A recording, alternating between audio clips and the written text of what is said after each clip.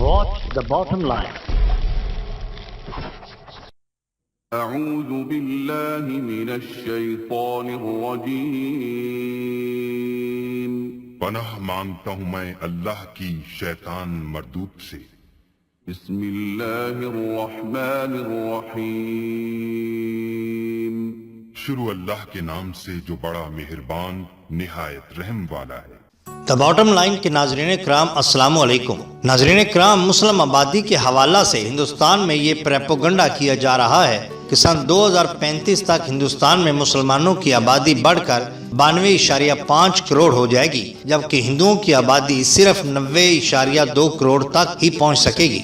ہندوستان کی معروف news web site تہلکہ.com کے قمر وحید نقوی نے ایک تفصیلی جائزہ پیش کیا ہے. حال ہی میں ساکشی مہاراج اور سادھو پراج جی نے ہندوؤں سے 4 بچے پیدا کرنے کی اپیل کی تھی. وشوا ہندو پرشد کے ایگزیکٹو صدر پروین تگوڑیا بھی پیچھے نہیں رہے. اسی سال جنوری میں انہوں نے بریلی میں وشوا ہندو پرشد کے 50ویں یوم تاسیس کی تقریب میں کہا تھا کہ 4 بچوں کی بات کرنے پر اتنا ہنگامہ کیوں کھڑا ہو رہا ہے؟ جب مسلمان زیادہ بچے پیدا کرتے ہیں تو لوگ کیوں چپ رہتے ہیں؟ مسلمان 4 شادیاں اور 10 بچے پیدا کرتے ہیں.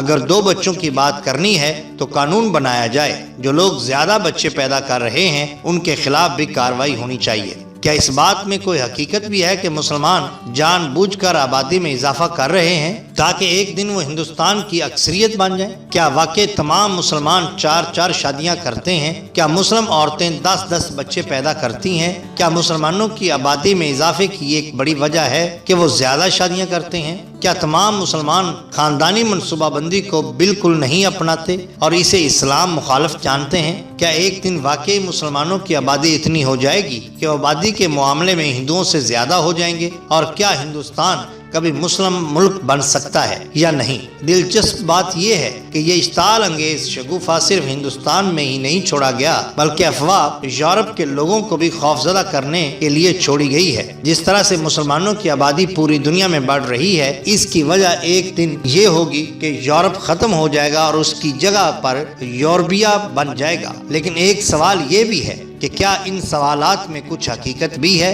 پہلے ہندوستان کی جانب آئیں تو یہاں مردم شماری سن 2011 کی رپورٹ سرکاری طور پر اب تک شائع نہیں کی گئی، لیکن لیک ہو کر یہ رپورٹ کچھ جگہوں پر شائع ہو چکی ہے. ابھی حال ہی میں یہ لیک رپورٹ دوبارہ شائع ہوئی تو سن 2011 کی مردم شماری کی لیک رپورٹ کے مطابق ملک کی آبادی میں مسلمان 13.4% سے بڑھ کر 14.2% ہو گئے ہیں اور پہلی مرتبہ ہندوؤں کا فیصد 80 سے نیچے چلا جانے کا امکان ہے. سن 1961 میں ہندوستان میں مسلمانوں کی آبادی 10.7% تھی جبکہ ہندو 83.4%. سن 2001 میں مسلمان بڑھ کر 13.4% ہو گئے اور ہندو کم ہو کر 80.5% ہی رہ گئے. اس لیے لیک رپورٹ کے مطابق اگر مسلمان بڑھ کر 14.2% ہو گئے تو ہندوؤں کی آبادی ضرور گھٹ کر 80% سے نیچے جا سکتی ہے. لہٰذا انہی اعداد و شمار کے حوالہ سے ہندو توا بریگیڈ کے کرندے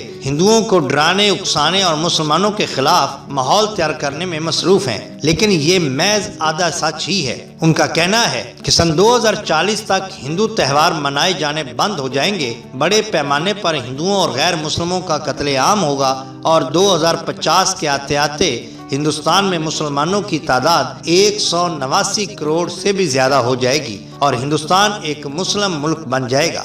لیکن دوسری طرف مسلم اکثریتی ممالک کے ماہرین اس کے برعکس بات کرتے ہیں اور ان کا کہنا ہے کہ حقیقت یہ ہے کہ بہت سے مسلم ممالک میں بچوں کی پیدائش کی شرح میں خاصی کمی آئی ہے.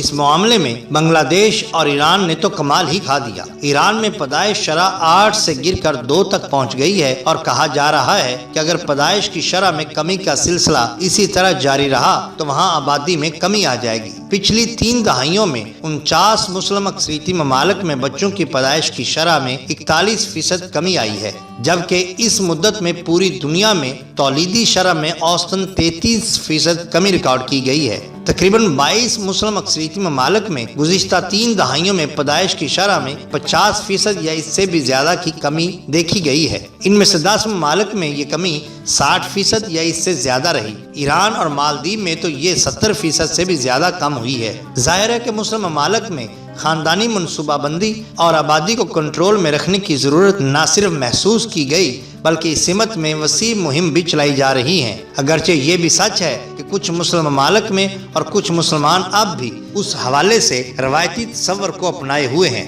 لیکن صرف ہندوستان ہی نہیں بلکہ دنیا بھر میں آبادی سے متعلق جائزوں کا ایک ہی نتیجہ ہے کہ امیر ممالک اور معاشرے کے امیر طبقات میں پیدائش کی شرح کافی کم رہتی ہے، اور جو ملک یا خاندان جتنا زیادہ غریب ہوتا ہے ان میں پیدائش کی شرح اتنی ہی زیادہ ہوتی ہے۔ شاید اس کے پیچھے ایک اقتصادی وجہ یہ بھی ہے کہ خاندان میں جتنے زیادہ لوگ ہوں گے اتنے زیادہ کمانے والے بھی ہوں گے۔ آبادی کا بڑھنا فکر کی بات ہے، اس پر روک لگائی جانی چاہیے، لیکن اس کا حل وہ نہیں ہے جو RSS پروین توگوڑیا اور سنگھ پریوار کے لوگ تجویز کرتے ہیں، جبکہ ہندو سنگٹروں کے نزدیک اب بھی معاملہ جوں کا توں ہے، اور ان کے مطابق سن 2035 سے سن 2050 کے آتے آتے ہندوستان ایک مسلم اکثریتی ملک بن جائے گا، جس کی وجہ سے ہندوؤں کو دوبارہ اقلیت میں جانا پڑے گا۔ اس سے بہت زیادہ نقصان ہو سکتا ہے، اس لیے وہ مسلم کش فسادات اور مختلف ہتھکنڈوں سے مسلمانوں کو ختم کرنے کے درپے ہیں۔